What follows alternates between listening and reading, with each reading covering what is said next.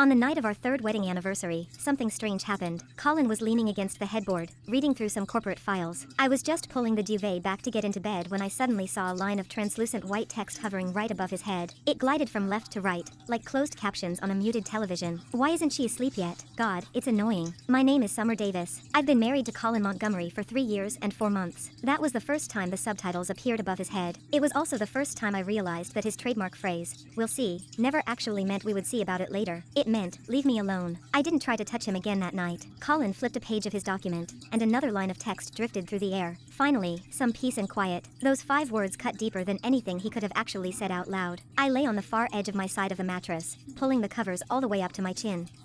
My heart felt like it was being slowly pinched between someone's fingernails. The next morning, I woke up at 6 a.m., just like always. I spent 40 minutes in the kitchen making slow-simmered steel-cut oats with caramelized apples and pecans, pairing it with his favorite hand-ground espresso. Colin came downstairs, impeccable in his tailored suit, and sat at the kitchen island. A line of text floated above his head. Oatmeal again. Could she have any less imagination? Out loud, he didn't say a word. I slid the ceramic bowl in front of him. Colin, I let the oats simmer a bit longer today. The texture should be creamier than yesterday. He gave a non-committal hum. Above his head, who cares? I stared at the bowl of oats, suddenly nauseous. 3 years, over 1,000 mornings, and he had never cared about a single one of them. At 10 o'clock, my mother-in-law arrived. Where is Colin? At the office, Constance. I took the honey with a practiced smile and turned to put the kettle on for her tea. A line of text drifted above Constance's perfectly coiffed hair, calling me by my first name, as if she belongs here. My footsteps faltered for a fraction of a second. Constance settled into the living room sofa, her sharp eyes sweeping the space. Summer, the water in that crystal vase needs changing. It's looking cloudy. Of course, I'll change it right now. All she does is buzz around Colin all day,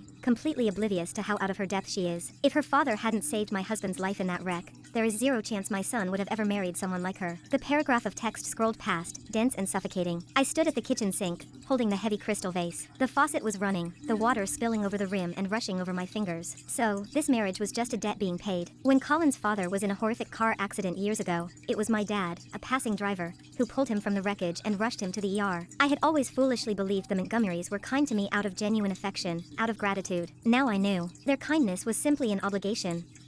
They endured me. Constance glanced at me. Well, at least she's obedient. It's a shame that's her only use. I sat across from her and poured her a cup of Earl Grey. My smile was identical to the one I wore yesterday. The only difference was that starting today, I knew my smile was entirely hollow.